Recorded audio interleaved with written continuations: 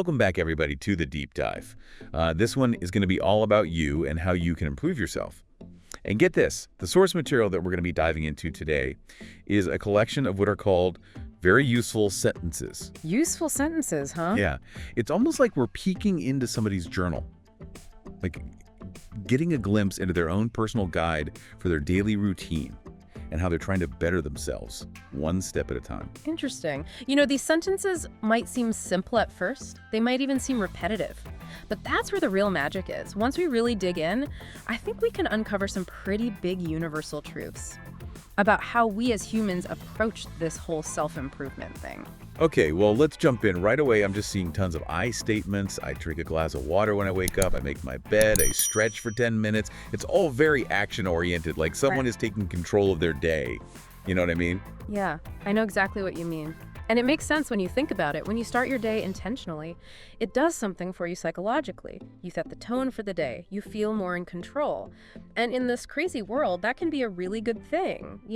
There's research that shows that even something as simple as a morning routine can lower your stress a lot and help you feel better all day long. Interesting. So we've got this need for structure, to be in control. But then I'm also noticing a lot of sentences that are all about connecting with other people. I call my best friend to check in on them. Or I'm going to sign up for that group activity to meet some new people. It's like this person is trying to improve themselves, but also reach out to others. Right, and I think it shows that maybe they intuitively understand something. Researchers have been studying this for years. Strong relationships are absolutely critical for us to be mentally and emotionally healthy. We do so much better when we're connected, and these sentences seem to get that. This is really fascinating. Okay, so we have this need for structure and this desire to connect with people. But what about those specific things that they're doing each day? I'm really struck by all of the emphasis on being physically healthy. I drink water throughout the day. I try different workouts to keep things interesting. It's like a mini guide to having a healthy lifestyle. I'm really struck by all the different activities they're doing. It's not just about working out at the gym, it's about finding things that work for you and then mixing things up. There's this idea called the self-determination theory. It suggests that people will stick with things if they're actually enjoying what they're doing. It's about being motivated from within. And it's not just about moving your body. There are a lot of sentences about mental well-being, but they're not what I expected. Things like, I light a scented candle to make my space feel cozy. I take a long bath with bath salts. It's not just about meditation, although they mention that too. It seems to be more about creating a certain mood. This is where it gets interesting to me. It seems like this person really understands something. Self-care isn't about fixing problems, it's about being intentional, about creating moments of peace and happiness. It's about making your home feel like a sanctuary. That's a good point. And there's definitely a theme of being intentional with their surroundings. Like, I open the windows for fresh air. I listen to calming music. It's almost like they're setting up their environment to support their well-being. And there's actual science to back that up. Research shows that things like natural light and less clutter actually affect our mood and stress. It seems like this person is taking those ideas and putting them into practice, just one sentence at a time. So we've got this mix of taking care of your body, taking care of your mind. But I think there's more to it than just feeling good. I'm seeing a lot of sentences that are about personal growth, like, I learn a new word every day. I read a chapter of a self-help book. I think it shows a deeper desire to be learning new things, to be developing, to have what you would call a growth mindset, to understand that we are always changing and growing. Yeah, definitely. And, it's not always sunshine and roses. There are sentences like, I'm going to try not to procrastinate. I remind myself of my strengths when I'm feeling down. They seem to get that growth can be tough sometimes. You're absolutely right. Self-improvement isn't a straight line. There are going to be challenges and setbacks. But what's interesting is that they seem to be coming up with ways to handle those tough times. Reminding yourself about your strengths, for example, is a great way to bounce back from a setback. Yeah, okay. I think we're starting to see some real depth to these simple sentences. It's not just a list of things to do. It's more like a look into someone's values, their hopes, their struggles. It's pretty cool. They're almost like little affirmations or pep talks woven into their day. It's like they're trying to shape their thoughts and their actions to be more positive and productive. What's interesting to me is that even though these sentences are all about what I do, there's this theme of connection to others underneath it all. It's like this person realizes that we're not alone. that how we're doing is connected to other people, to our community, to the world around us. That's a really good observation. It reminds me of this idea called Ubuntu. It's an African philosophy that emphasizes how we are all connected. It's about knowing that our well-being depends on the well-being of others. Wow, that is powerful. So we have this mix of working on ourselves, connecting with others, and even a little bit of something bigger, something almost spiritual in how this person's going about their day. I think that's why these so-called useful sentences are so interesting. They remind us that self-improvement isn't about checking off boxes on a list. It's about creating a life that has meaning. And that reflects what you believe in, both as an individual and as part of something bigger. I'm totally hooked. We've just scratched the surface here, but I already feel inspired to rethink how I'm approaching self-improvement. Me too. And I really want to hear what our listeners think. What sentences stand out to you? Which ones make you say, I should give that a shot? Or even, nah, that's not for me. Because in the end, it's the things we discover for ourselves that are most important. That's so true. So take some time to think about these useful sentences. What do they tell you about what you care about, your dreams, the kind of life you want to build for yourself? We'll be back after a quick break to go even deeper into these ideas and talk about how you can actually use them in your life. Welcome back to the deep dive. Before the break, we were looking at those useful sentences as like a personal guide to self-improvement. But I think there's more to it than that, like another layer we should look at. Oh, I'd love to hear more. What are you thinking about? Well, if we step back a little bit and look at the bigger picture, I think these sentences show us something about trends in society in general. You mean like the popularity of self-care and wellness, all the mindfulness apps and stuff? Yeah, exactly. More and more people are aware of the connection between the mind and body and how important self-care is, and that we should be trying to improve our overall well-being. And I think these sentences, even though they're simple, they really reflect what's happening right now. You know, that makes a lot of sense. I'm noticing how specific some of the sentences are, especially when it comes to food. Like, I drink green tea instead of sugary drinks, or I'll have whole grain bread instead of white. It's like getting a peek into this person's ideas about healthy eating. It's about being mindful of what you eat and making choices that help you reach your health goals. Understanding that even little changes to your diet can make a big difference in how you feel overall. And to be honest, wanting to control what we eat is a big deal in the health and wellness world these days. Okay, but I gotta say, some of these sentences are kinda a lot. Like, I write down everything I achieved today, or I get my clothes ready for tomorrow the night before. Does everyone have to be that organized? That's a good question. I think it comes down to what works for you. Right. But what I find interesting here is that it shows they believe that being structured and prepared helps you feel less stressed and get more done. It's like trying to avoid feeling overwhelmed by decisions and creating a sense of order when everything else feels chaotic. I see what you mean. And there are tons of sentences about avoiding stuff. I avoid processed foods, I avoid complaining, I avoid looking at my phone before I go to bed. It's like they're trying to build this little world where nothing is negative. I don't know if it's about building a separate world as much as being more mindful of where they put their energy. More people are starting to understand how negativity can really drag us down.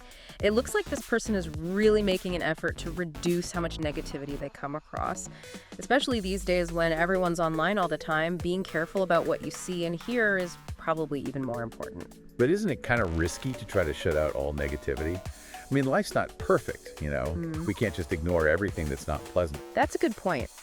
It's not about pretending negativity doesn't exist or acting like it doesn't affect us. It's more about choosing what we let into our lives, what we read, watch, and listen to, and what we allow to take up space in our thoughts. It's like making a choice to focus on the good stuff, even when things are hard. That actually makes a lot of sense. Okay, so we've talked about these sentences from a personal perspective, but there's another side to this, right? This social aspect. We see a lot of sentences about connecting with others. Like, I call my best friend to see how they're doing. I spend time with my family. I volunteer to help people. Those sentences definitely highlight how important it is to have connections and be part of a community. They show that we're not meant to be alone. Right. That if the people around us are doing well, it helps us do well too. It's about nurturing the relationships we have, contributing to something bigger than ourselves, and finding meaning through being with other people. And it's not just about keeping up with the people you already know. There are sentences about making new friends too. Like, I'm going to join a group to meet new people, Or I'm going to join an online group for people who have the same interests as me. It shows they want to grow and expand their world, not just personally, but socially too. To meet new people, see different perspectives, try new things. And to be honest, with so many people feeling lonely and isolated these days, making an effort to find your community is more important now than ever. As we're talking, I'm realizing that these sentences aren't just about that traditional idea of self-improvement. They're about creating a life that feels purposeful and balanced.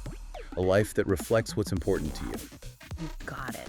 It's about being in charge of your own life, making choices that are good for you, and creating the kind of life you want. It's really pretty inspiring. It really is. But let's face it, some of these sentences just won't be for everyone. Some people will find them too strict or rigid. And that's totally fine. What's great about this is that it makes you think and decide what works for you. It's not about copying someone else's routine exactly. It's about figuring out what you like, what fits your needs and goals, and what you can actually do in your own life. Exactly. And even if you don't end up doing everything on the list, just thinking about these sentences can be really helpful. It makes you think about what's important to you, your habits, and what you really want your days. It's like this person gets a Jordo. That trying to improve yourself isn't always easy. That there will be times when you doubt yourself or feel discouraged. And that's where emotional intelligence comes in. It's about knowing how you feel, accepting those feelings, and finding healthy ways to deal with them. It's about bouncing back, being kind to yourself, and developing that inner strength to overcome setbacks. It seems like this person understands that pretty well. And it's interesting how they seem to really be trying to create positive feelings for themselves. I'll smile at myself in the mirror. I appreciate the little things. I compliment someone to make their day better. It's like they're intentionally trying to make themselves happier. It shows the power of choosing to be positive. It's about realizing that happiness isn't something that just happens. It's something we can make happen through how we think, what we do, and how we treat other people. It's like they're making this positive cycle. By focusing on good things, they're bringing more good things into their life. That's pretty awesome. It is, and it sends a powerful message to our listeners. You have the ability to decide how you feel. You can choose to focus on what's good, to be thankful, to be happy, and to spread kindness to others. We've covered a lot in this deep dive. We've looked at these useful sentences from all angles: personal, social, how they fit into the world, and how they connect to our emotions. But before we wrap things up, I want to bring it back to you, the listener. Yes. I'm curious to know what sentence, phrase, or even just one word from all of this has stuck with you. What made you think, feel something, or see things differently? Because these sentences may seem simple at first, but they're actually full of wisdom. And as we've seen, they can really help you look at yourself, grow, and create a life that feels good and right to you. Take a minute to think about what really resonated with you. What does it tell you about what you care about, what you dream of, and the path you want to create for yourself? We're back for the last part of our deep dive into these useful sentences. It's funny, I've been thinking about my own routines while we've been talking, and I'm seeing them totally differently now. It's amazing, right? How a few simple sentences can make you really think about yourself. I think it shows how powerful words can be, how they can help us understand all those things inside of us, the things we want, what we're afraid of, what we dream of. One thing I keep coming back to is this push and pull between wanting things to be structured and wanting things to be spontaneous. We see all these sentences about making routines, planning ahead, trying to avoid distractions. But then we also see sentences like, I try new things to make my routine more interesting, or I like to just be quiet and relax. It's like trying to find a balance. I totally get what you mean. We need routine and structure because it makes us feel more in control and secure. But if we're too rigid, it can kill our creativity and our joy. I think it's about finding that sweet spot, having enough structure to feel grounded, but also being open to new things in those moments when you just let go and enjoy yourself. And I think that balance is reflected in how they use language too. There's a lot of repetition, like I drink water, I make my bed, which, reinforces the idea of routine. But then you get these little details that pop up out of nowhere, like I brush my teeth with mint-flavored toothpaste. Why even mention the flavor? It's so specific. I think those little details are really interesting. They add a touch of personality and make you think about what it feels like to do those things. It's like this person is trying to appreciate even the little things and find enjoyment in everyday stuff. It reminds us that even boring things can be enjoyable if you look at them the right way. It's all about how you see things. It's like they're saying, I'm not just brushing my teeth, I'm having a minty fresh experience. Exactly. It's up to us to decide how we experience things, even the boring stuff. We can either drag ourselves through it, or we can find ways to make it more fun and engaging. It's a small change, but it can make a big difference. So if we were to sum up all of these useful sentences, what would be the main takeaways? What are the most important things to remember? Well, I think the big idea here is living intentionally. It's about being in charge of your life, making decisions that are in line with what you believe in, and actively creating the life you want to have. It's about building habits that are good for your mind and body, and understanding that we're all connected, how what we do affects our relationships, the people around us, and the world as a whole. It's a good reminder that self-improvement is a journey, not a destination. It's about constantly learning, growing, and changing. Exactly. It's about embracing all of it, the good and the bad, the times you fail and the times you succeed, and finding a way to enjoy the process of becoming a better you. Okay, so before we finish up this deep dive, I want to leave our listeners with something to think about. I love it. What is it?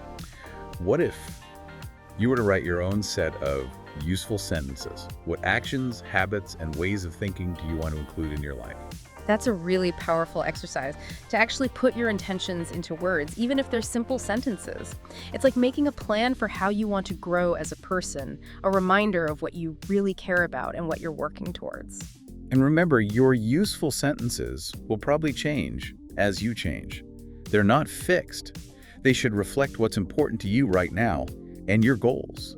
And as you learn and grow, you can always change them to fit where you are in your journey. That's so important. Being flexible and willing to adapt is key. Be true to yourself right now while still reaching for something more. So keep exploring, keep thinking, and keep making those useful sentences that will help you create a life that feels right, fulfilling, and true to you. Thank you for joining us on this deep dive. We'll see you next time. It's been awesome exploring this with you. Keep learning, keep growing, and keep diving deep.